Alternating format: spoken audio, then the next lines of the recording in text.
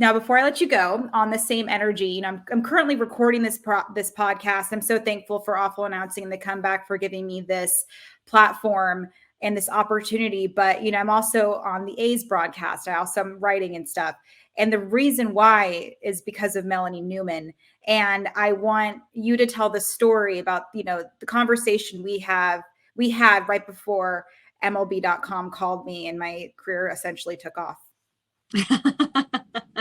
I will never forget it for as long as I live, because we have both kept each other in this industry when we have both been 2 seconds away from walking out the door. And every day, I don't think people understand. I love being here. There's always one good thing a day that I can kind of pick out and go, this is just the coolest. This is where I'm supposed to be. But it doesn't make it hard. And we mentioned being a woman in the space earlier. And when you get an opportunity that's this big, what they don't really tell you about being a minority having that opportunity is it almost feels like you're on a conveyor belt and you're going to go through all these different experiences, but you can't get off, because then if you get off, everything behind you falls apart. And that's including the women and the girls that are trying to do the same thing that we're doing. And so it's this constant pressure to constantly show up and perform, and you're just stuck in this space. But again, it's a good thing. It just doesn't mean that it's not without problems. Everybody has problems. You just pick which problems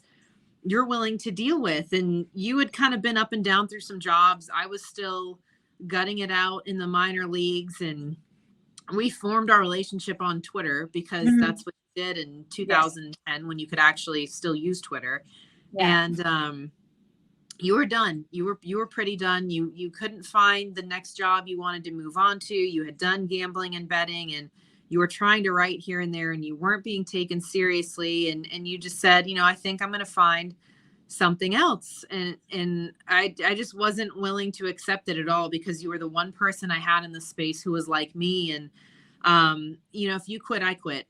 You jump, I jump, Jack. And I don't really want to quit right now. So you're not allowed to quit, because I don't know what else to do. And I'm so glad that we were able to be honest with each other in that space, and to death grip onto you and to make you keep showing up for a couple more days. Because I think, wasn't it literally like the next morning that it was either hours or like the next day? Yeah. I mean, it was within 24 hours that you ultimately found out that you were getting your next job opportunity, and it was a national platform, and you thrived and you grew that big enough to make the leap to the next level. And I remember, God, I think it mighthave been Frisco, when I found out that I was not being brought back while spring training was already underway.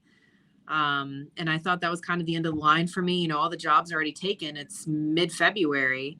And you just kept encouraging me that I had to stay here because I didn't let you quit. Now you won't let me quit. And the chips fell where they were. A guy who had just accepted a job left that job for a different job. And I swooped in and told them I would basically work for free. Yeah. And, that launched everything. And I finally got a national break there. But I'm not here without you by a long shot, in many, many ways. And I don't think I ever forget that, ever.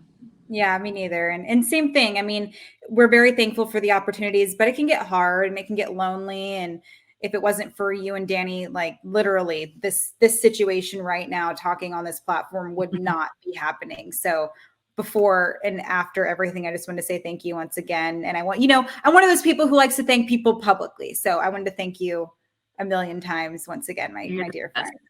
You are the best.